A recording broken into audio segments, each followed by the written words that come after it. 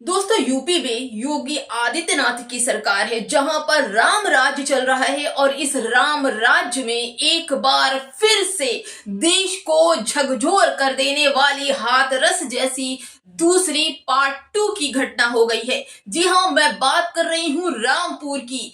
सुमेश नाम के लड़के की जबरन हत्या कर दी गई है, जहां पर उसको सिर्फ इस बात के लिए सजा मिली कि वो बाबा साहब अंबेडकर के विचारों वाला लड़का था और उसने बाबा साहब के लिए अपने आप को शहीद कर दिया। सिर्फ एक बोर्ड को लगाने के नाम पर हुई जो घटना ने पूरे देश की आंखों को नम कर दिया है। ये ऐसी घटना थी कि जिसको मरने के बाद भी सुमेश की आत्मा को शांति नहीं मिलेगी। वही बात है कि रातों रात सुमेश के शव को जबरन यूपी पुलिस ने जलाने पर मजबूर कर दिया, उसका दाह संस्कार करवा दिया ताकि ये घटना देश में फैलने ना पाए और दलित समाज के लोग भड़क ना उठे। ये पूरी घटना क्या थी हम आपको बताएंगे। नमस्कार, मेरा नाम है शैला और आप देख रहे हैं शैला नाहिद ऑफिशियल। दोस्तों, आज भी इतने बहुजन समाज की पार्टियां बनने के बाद भी आज भी दलित समाज के लिए कोई भी खड़ा होने को तैयार नहीं है। बहुजन समाज के नेता उस सुमेश की हत्या पर खामोश हैं। सिर्फ क्या पूरे देश में बहुजन समाज के नेता में से सिर्फ चंद्रशेखर आजाद ही हैं जो सिर्फ दलितों का दर्द लेकर चल रहे हैं, या फिर और बड़े नेता जो देश को चलाने के सपने देख रहे हैं और पूरा दलित समुदाय और मुसलमान मिलकर उस नेता को भारत का प्रधानमंत्री बनाने के सपने देख रहा है, लेकिन एक दलित बच्चे पर हुए अत्याचार के बारे में एक ट्वीट भी नहीं आता है। जी हाँ, आप गेस कर सकते हैं मैं किसकी बात कर रही हूँ। मैं बात कर रही हूँ बहन मायावती जी की। मैं बात कर रही हूं उन बहुजन समाज के नेताओं की जो कानों में तेल डालकर सुमेश की हत्या पर खामोश बैठे हैं। उनके ट्विटर हैंडल अकाउंट से एक ट्वीट भी नहीं निकलता कि सुमेश के घर वालों को आश्वासन ही दे दे। सुमेश को उस बात की सजा मिली जो बाबा साहब अंबेडकर से वह मोहब्बत करता था। चाहता था कि जिस जगह पर उसका बोर्ड रखा है वहां पर बाबा साहब अंबेडकर की याददाश्त को बनाया जाए। उसका मकसद ही था कि बाबा साहब से मोहब्बत ही उसकी जान का कारण बढ़ गया। फिर भी अभी भी बहुजन नेता खामोशी से बैठे हुए हैं।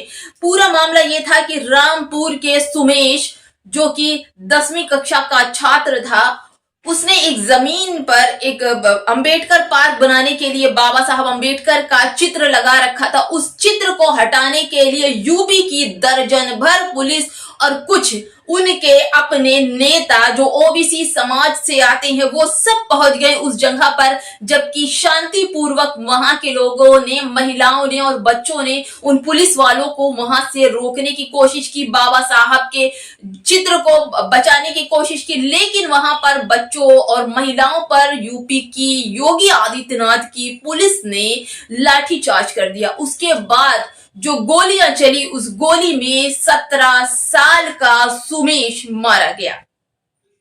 सुमेश के मरने के बाद ये बात पूरी आग की तरह हिंदुस्तान में फैल गई। सभी जो दलित समाज के लोग थे वो इकट्ठे होने लगे और शव का दाह संस्कार न करने पर जिद कर गए। लेकिन भाई, पुलिस तो पुलिस है, वो भी योगी आदित्यनाथ जी की पुलिस। उन्होंने मिलकर जबरदस्ती उसके शव को जला दिया गया ताकि ये मामला आग की तरह देश में ना फैलने पाए। लेकिन मैं आज भी सवाल वही करती हूँ कि दलितों का रहनुमा कौन बनकर आ रहा है? क्या अखिलेश यादव हैं? क्या बहन मायावती जी हैं? क्या स्वामी प्रसाद मौर्य हैं? या दलित नेता का चेहरा दिखाई पर? मैं सबसे बड़ी बात ये सोच रही हूँ कि ना तो आकाश आनंद जी का कोई ट्वीट सुमेश के लिए है, ना फिर बहन मायावती जी का कोई ट्वीट सुमेश के लिए है। आखिर इतनी बड़ी घटना, जबकि देश की आंखें सुमेश की हत्या पर नम है, दलित समाज के लोगों पर इस तरह की हत्या और इस तरह के वारदात आए दिन सुनाई पड़ जाते हैं। क्या ये लोग जीने के हकदार नहीं है? क्या ये लोग इंसानियत की कैटेगरी में नहीं आते हैं? चाहे वो पश्चिम बंगाल हो, चाहे हाथरस हो, चाहे यूपी का कोई भी जिला हो, हर बार दलितों को ही निशाना क्यों बनाया जाता है? पूरा मुस्लिम दलित समाज किसी बहुजन समाज पार्टी के नेता को अपना रहनुमा बनाने की बात करता है, लेकिन उसके पास सुमेश के लिए एक ट्वीट करने का भी वक्त नहीं है। ऐसा नहीं है कि उनके पास वक्त नहीं है कि वो ट्वीट नहीं कर रहे हैं। बहन मायावती जी के 3-4 ट्वीट किसी की श्रद्धांजलि के लिए आ रहे हैं, तो कोई ट्रक और ट्रॉली से टक्कर से मौत हो गई उसके लिए आ रहे हैं, कोई किसी को बधाई दे रहा है, लेकिन सुमेश के लिए आखिर वो ट्वीट कहाँ है? क्यों ट्वीट नहीं किया जा रहा है? आकाश आनंद नव युवा हैं, देश की बागदौड़, एक कोऑर्डिनेटर है, एक उत्तराधिकारी है बहुजन समाज पार्टी के, उनकी तरफ से भी कोई भी ट्वीट नहीं है। आखिर ऐसा क्यों? जबकि दलित जी जान से बसपा के समर्थन में उतरता है, गर्दन कटाने के लिए तैयार हो जाता है, लोगों से भिड़ जाता है, फिर आखिर इनके लिए दलित समाज और बहुजन समाज का नेता कहाँ है? इतना ही नहीं, सुमेश के मरने के बाद भी 25 लोगों के खिलाफ FIR हो चुकी है और कार्यवाही कर धरपकड़ भी शुरू हो चुकी है।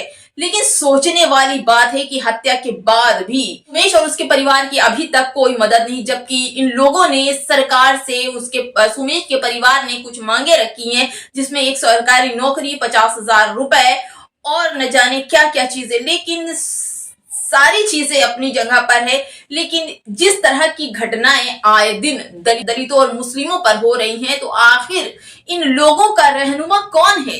कोई एक ट्वीट के लिए भी फुर्सत नहीं निकालता है कि बहन मायावती जी आ जाएं, और मुझे कहना नहीं चाहिए, लेकिन ये घटना ने पूरे देश को झकझोर कर दिया है।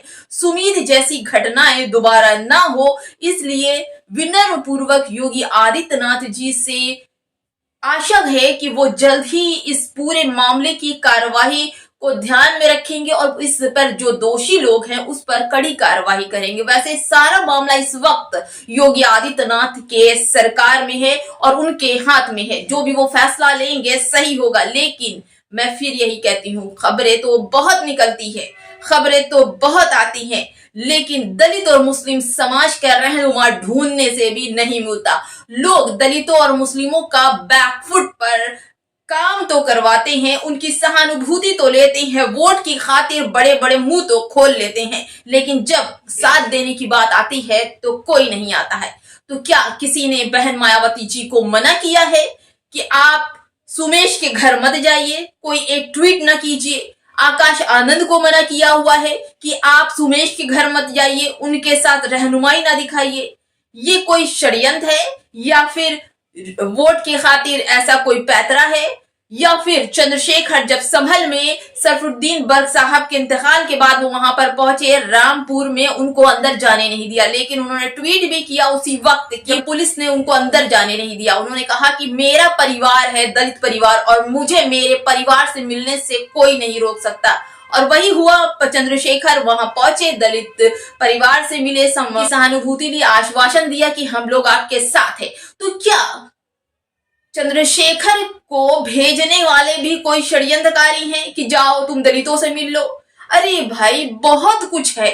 लोगों में मोहब्बत होनी चाहिए किसी के लिए। जब आपके दिलों में दलितों और मुसलमानों के लिए मोहब्बत होगी तो आप अपने जान की परवाह अपने वोट की खातिर नहीं, भले से मुझे वोट ना मिले, लेकिन मैं अपने भाइयों के साथ, दलित, मुस्लिम, शोषित, वंचित, गरीब भाइयों के साथ कंधे से कंधा मिलाकर खड़ा हूं। आज वो चंद्रशेखर आजाद रावण ने ये साबित कर दिया कि दलितों के नेता बनने के काबिल हैं, और दलित इस वक्त चंद्रशेखर आजाद रावण की सहानुभूति में आ चुका है।